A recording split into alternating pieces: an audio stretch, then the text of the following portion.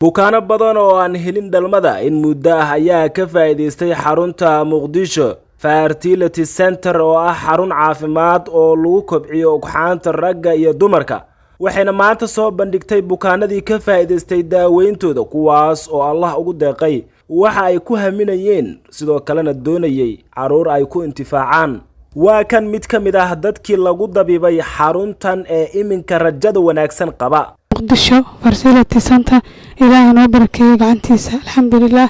ilaahay noogu soo dhiibay farxad aan rajaynaynay muddo badan alxamdulillah ilaahay waxaan leenahay gacantaada ku barakeeyo anakan wuxuu nasiiyo Allah noo barakeeyo bukaamada jooga oo sidoo kale ugu mahadcelinaya aniga afayaan oo wakiil iga dhigtay inaan u hadlana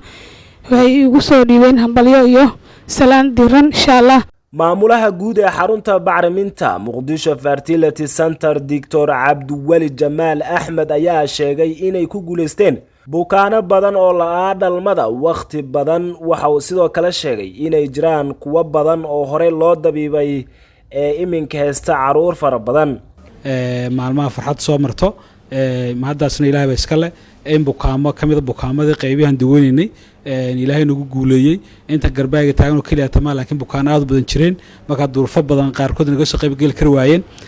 inta badanna dhakhtarku siisa horta awlaad hadii laga hadlayo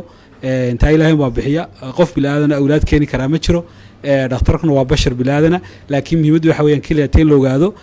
qofka dhibaatada iyo xaaladda ku sugan yahay